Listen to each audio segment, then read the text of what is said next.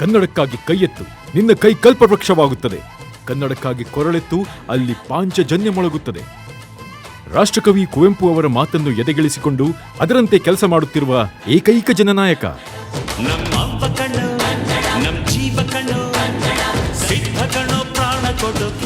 ದಿಲ್ಲಿ ಸರ್ಕಾರದ ಮುಂದೆ ಬಿಗಿಪಟ್ಟು ಹಿಡಿದು ತಮ್ಮ ಹಕ್ಕನ್ನು ಕೇಳುವ ಎದೆಗಾರಿಕೆ ತೋರಿದ ಕರ್ನಾಟಕದ ಏಕೈಕ ಸಂಸದ ಸನ್ಮಾನ್ಯ ಡಿ.ಕೆ. ಸುರೇಶ್.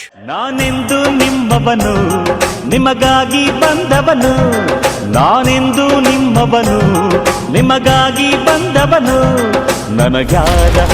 ಕರ್ನಾಟಕದಿಂದ ಆಯ್ಕೆಯಾದವರಿಂದಲೇ ಕರ್ನಾಟಕಕ್ಕೆ ಮೋಸ. ಕರ್ನಾಟಕದಿಂದಲೇ ಆಯ್ಕೆಯಾಗಿ ದೇಶದ ವಿತ್ತ ಸಚಿವೆಯಾದ ನಿರ್ಮಲಾ ಸೀತಾರಾಮನ್ ಅವರು ತೆರಿಗೆ ವಿಚಾರದಲ್ಲಿ ಕನ್ನಡಿಗರಿಗೆ ಅನ್ಯಾಯವಾಗ್ತಿದ್ರು, ಕಣ್ಣು ಮುಚ್ಚಿ ಕೂತಿದ್ರು. ಇಡೀ ದೇಶದಲ್ಲಿ ಅತಿ ಹೆಚ್ಚು ತೆರಿಗೆ ಪಾವತಿಸುವ ರಾಜ್ಯ ಕರ್ನಾಟಕ ಆದ್ರೂ ಮರಳಿ ಕರ್ನಾಟಕಕ್ಕೆ ಸಿಕ್ಕ ಅನುದಾನ ಮಾತ್ರ ಅತೀ ಕಡಿಮೆ.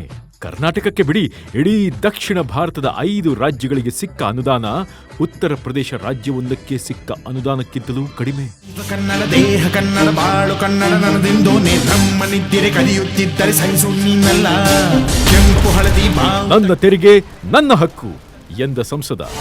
ಸ್ವಾಭಿಮಾನಕ್ಕೆ ಧಕ್ಕೆ ಬಂದಾಗ ಸ್ವಂತ ಸಾಮ್ರಾಜ್ಯವನ್ನೇ ಕಟ್ಟಿದ ಕದಂಬರ ಇತಿಹಾಸ ಇರೋ ಕನ್ನಡಿಗರ ಸ್ವಾಭಿಮಾನಕ್ಕೆ ಪೆಟ್ಟು ಬಿದ್ದಾಗ ಎದ್ದು ನಿಂತ ಕರುನಾಡಿನ ಕದಂಬ ಮಯೂರವರ್ಮ ಸನ್ಮಾನ್ಯ ಡಿ.ಕೆ. ಸುರೇಶ್.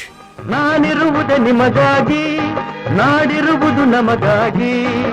ನನ್ನ ತೆರಿಗೆ ನನ್ನ ಹಕ್ಕು ಎನ್ನುವ ಅಭಿಯಾನದ ಮೂಲಕ ಕೇಂದ್ರ ಸರ್ಕಾರದ ಕೊರಳ ಪಟ್ಟಿ ಹಿಡಿದು ನಮಗೆ ಬರಬೇಕಿದ್ದ ತೆರಿಗೆಯ ಪಾಲನ್ನ ಕೇಳಿದೆ. ದಕ್ಷಿಣದ ರಾಜ್ಯಗಳಿಗೆ ಈ ರೀತಿ ಅನ್ಯಾಯ ಮಾಡಿ ಸಿಗಬೇಕಾದ ಅನುದಾನ ಕೊಡದೆ ನರಳಿಸುವ ಬದಲು ದಕ್ಷಿಣ ಭಾರತವನ್ನೇ ಪ್ರತ್ಯೇಕ ದೇಶ ಮಾಡಿ ಅಂತ ಸಿಂಹಗರ್ಜನೆ ಮಾಡಿದರು.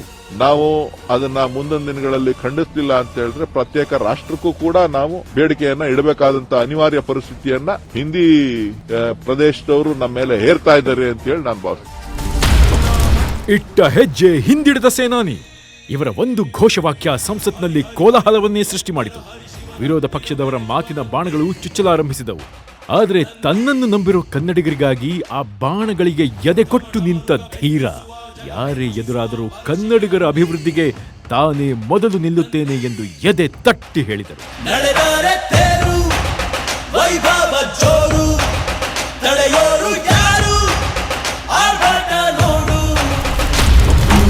ಕನ್ನಡದ ಕಾವಲುಗಾರ ಶ್ರೀ ಡಿ.ಕೆ. ಸುರೇಶ್.